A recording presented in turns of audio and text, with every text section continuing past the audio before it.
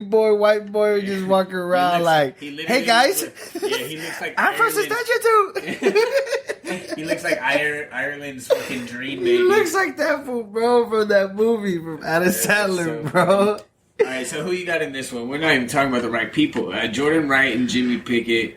They're both fairly new to the UFC. Jordan Wright's got 2 fights in the UFC. Fuck it, I gotta go with I'm gonna go with Pickett. He's got a couple more fights on him, so I gotta go with Patty the Baddies clone. Oh, Jordan Wright? Yeah, I don't know that that's an accurate description. I know, bro. They kind of look alike, bro. I don't know about that. I think you might have one too many, Doug. Yeah, my bad. The motherfucking weed is good, guys. You liar. It's great. Just gotta be packing these extreme bowls. They were tiny, bro. You little baby. I had to take some shit out, bro. You know. You always do. I don't get it. Shit. So Mike Grundy, he is. Damn, I forgot hella wins. Yeah, he went on quite a tear, but he's only got going off of a loss. Who he lose to in the UFC? Movisar Ivalov. Ooh, some crazy Russian mixed martial artist. Yeah. Fucking double agent. Whatever. I don't even know how to it says that fool's says all these. He has a M1 global. That fool fucking probably has lived 3 lives and shit. He's the number 114 ranked in the UFC. So what the fuck? Never heard of him. Exactly. And whatever. Wow, that's some crazy shit, bro. I'm telling you. And then he beat Nad Naminari, another person I don't know, but I was on the Till Masvidal card. So okay. Dude he only fought once each time in the last 2 years, so I mean that's kind of hard to really get in there. Hopefully it's not because of injury. And then Lando Venata, he's a high level fighter. This dude's been fighting for a little while. He lost to Bobby Green, but Bobby Green's an absolute savage. Bro, just the fact that this dude has 2 draws, homie, shows you his will. Yeah. He lost to Jacare Close.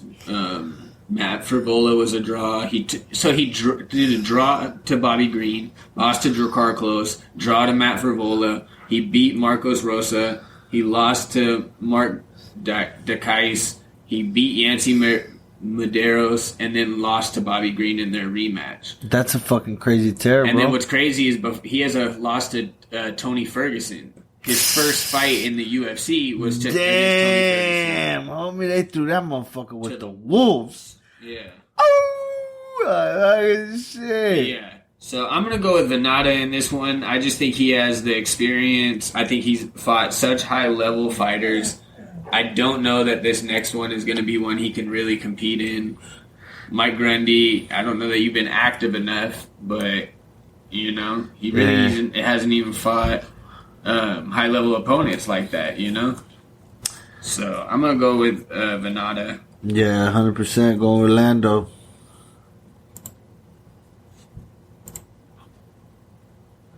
Hopefully it's a good fight, though. Yeah, I mean, we always want good fights, especially because this is a pay-per-view. We're going to be paying for this, Yeah. So, Jacare is returning. If you don't know, Jacare is actually 41 years old. But, he's an absolute savage. He has the will, and he was going to dominate that fight. I mean, he was on top of Holland, and we know he can't get up.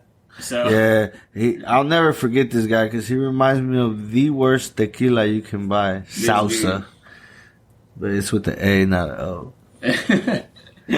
Horrible shit. But yeah, that motherfucker's a beast. He's been in the UFC forever. Yeah, for a long time. He's fighting Andre Muniz. I guess let's go to Tapology. Some of these guys don't have bios that are really that detailed. Oh, he had a canceled fight that was supposed to be back in January. He fought on. He's been in the UFC. But hey, he's on a 3-win streak, right? 4-win streak. Yeah, and he's had 2 fights canceled. He was gonna fight Makhmud Muradov, which is a high-level opponent. That fight got canceled for probably no explanation. He rear naked choked Taylor Johnson in 2019. He got a decision win over Antonio Arroyo, and then he had an armbar win over Bartosz Fabianowski. So this dude's a high-level fighter, man. He's probably a black belt. I didn't see it in there, but again, there's not really much on him right now. Big as shit, too. Yeah, these are middleweights, 185ers, so I'm actually going to go with Muniz way in this huger, one. I'm actually going with Muniz in this one. Damn, savage. Yeah, who you got? I'm going to go with Sousa. Jacare. All right, so we're going to have to rip through this card. This is the main card. So you should know these fighters by now. They're all like big name fighters. We don't really have enough time to go over any more in depth like we have been. We just want to get you those ones like, because, you know, there's not really that much information out on them. So we're hopefully trying to get you some info you don't know. Shane Burgos versus Edson Barboza. Who you got? Barboza, bro. Yeah, me too. I mean, when you start getting the pay you want and you're hungry, you know, you just get this opportunity to prove why the boss is paying you the money. Yeah, and this dude, the style he brings to the fucking game, man, it's needed. Yeah, he heavy on the kicks, high pace. He's great on the. He just shows you a little bit of fucking. He's like the epitome of a mixed martial artist. Like, he mixes that shit up. Facts. Chikagan, she's one of the like freshest fighters in the women's weight classes. She puts on a heavy pace. She's a big chick for the flyweight division. Vivian Arujo is 10-2, and you know she's fairly small comparatively. I mean, I know that it has them listed at 5'8" and 5'3", so it's just one of those things. They have the same reach, which is kind of odd, but Chikagan's just a big woman comparatively. So I got Chikagan in this one. I mean, no offense to Arujo, I just don't really see her being able to compete in this fight. But, you know, hopefully she proves me wrong. We all like good fights. Who you got? Yeah, I agree with you, bro. You got Chikagan too? Yeah, 100%. So but I hope she gets beat. It'd be dope. She's actually one of the people that's like out there calling her shot. Like, I'm gonna get that belt. You know, she ain't quiet about it. So. She's an absolute dog, and I believe in her. We got Matthew Christopher Schnell versus Rodrigo Bontorin. If he's Brazilian, I really don't know. Bontorin. So, Matthew Schnell, you know, this is a bantamweight fight. You know, we have a 31-year-old, 5'7", 125, 70-inch reach. Rodrigo is 29, 5'4", 125, 67-inch reach. So, I mean, I think I'm going to go with Schnell on this one. He's a little bigger, you know, a little less fight experience. I'm going to go with Bontorin. Yeah, I'm going to have to go with him. For sure. So we got Tony Ferguson coming back. And, you know, there's an interesting little parody here because the last time Tony fought, he lost in that, like, absolute beatdown to Charles Oliveira. And that's who's headlining the card, getting the title fight, you know? So it's like if you won, you would have been getting that title fight, you know? So it's a little bitter towards Tony. Holy shit. So you got to see, and you know, no offense to Tony, but this is the type of stuff that Tony's pisses him back off. though, bro. Let's hope. He's been only training in boxing gyms to get that head movement down because he's been very hittable, you know? But Beneil Dariush is like the young Tony, and he's already got the same amount of experience as Tony. So it's really, really hard to see Tony being able to get around it, but he is a stronger person mentally in the octagon than most. I hate to do it. It's a recipe for disaster. I hate to do it. This is going to be an absolute bloodbath, but I think Beneil Dariush is going to get the win. You know? I mean, I don't want anything for Tony Ferguson to go bad. I don't want him to break anything or get hurt or get cut up too bad, but, dude, this Beneil Dariush kid is something to watch out for. So I gotta go for young Tony. Yeah, and there's nothing wrong with that. He's absolute game any fight he's ever in, you know. So it's really odd to see him in this second place position. You know, it's like he was so close, and now there was obviously several other things that had to fall into place for Tony to have got the chance. Like, you know, like what did happen basically. If Conor ended up trying to get the fight And, Dustin Poirier said no to the title. Like, all that still had to happen. Yeah. Tony was right there, and now Charles Oliveira almost broke his arm, beat the crap out of him. It could have been stopped at any point. Hey, I gotta go for Tony Ferguson, bro. It's funny, though. I was just thinking, crazy-ass fucking... Somebody help Diego, man, with that crazy-ass trainer. Oh, my God. I was watching... It's so sad. This dude fucking kick him in the head. Nah, this YouTuber MMA Mexican martial arts fucking I was watching his shit, and he made a video where it was like showing Tony Ferguson's workouts. Oh, and he was like, "Oh, everybody's tripping. But when Tony does it, it's okay." And he's showing clips of Tony Ferguson's workouts, bro. And they're all like some crazy psycho shit. And then and they're like, "Oh, but now Diego Sanchez's coach does it, and it's not okay." And it shows that fool doing some so gnarly funny. shit, bro. I'm like, wow, that's hilarious, bro. Fucking hilarious. So we got Charles Oliveira, Michael Chandler. This is the headliner. This is the big one. This is what the UFC went out and did with their headliner money. They got Michael Chandler, and he proved to be worth it in that last fight. He knocked one of our favorites, Dan Hooker, out.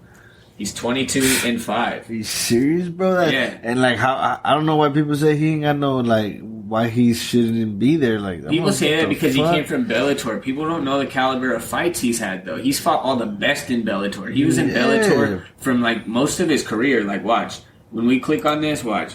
It's so crazy to see how many fights he really had in Bellator. That's why he's running through these fools, bro, because of the experience he has. So, just running through. Check it out.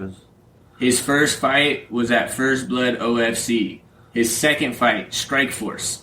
Third fight, Strikeforce. That's a long time ago, bro. Like, some of the best UFC fighters came from Strikeforce. Yeah. And then he went to Bellator. So Bellator 31 is where he got his fourth fight. TKO. Bellator 32, submission. Bellator 36, technical submission. Bellator 40 and 44 were decisions. 58, submission. 67, TKO. 85, submission. Bellator 97, KO. Then he lost to Eddie Alvarez and Will Brooks in split decisions, and then was TKO'd by Will Brooks. Will Brooks is a savage. He fought in the UFC for a while. So Bellator 138, he comes back and subs Derek Campos. These are all names we know, too. Look, split decision over Benson Henderson. KO'd Patricky. TKO'd David Rickles. I mean, like, his career is just absolute savage. He KO'd Benson Henderson in his last fight with Bellator. But check this out. He fought from Bellator 31 to Bellator 243. Fuck. He was with that company for a long time. And he fighting fought nonstop. Everyone, bro. He was fighting a lot. Like, it's so hard to say that he's not high caliber because he fought everybody they had to offer. Well, that's what I'm saying. And it's obvious, it's going to be people that don't know shit and don't do their homework that's going to be talking this shit. Because if you really do your homework, like, the dude's fucking with it. Yeah, so, when push comes to shove...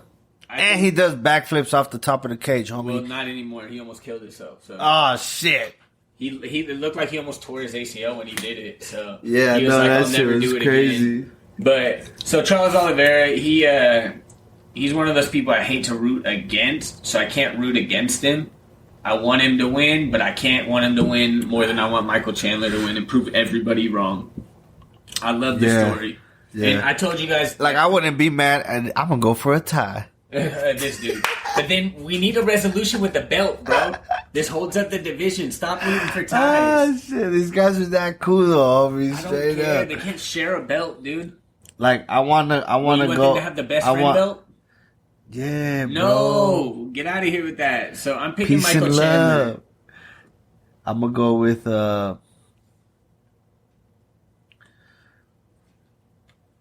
fuck.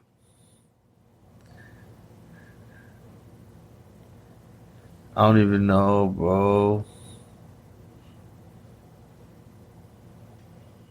I hope they beat the shit out of each other for fucking 5 rounds. And, For real. And then it goes to a draw, bro. I like both of these foods. We need the belt to be dealt with. Let's see if Cole answers. Fuck.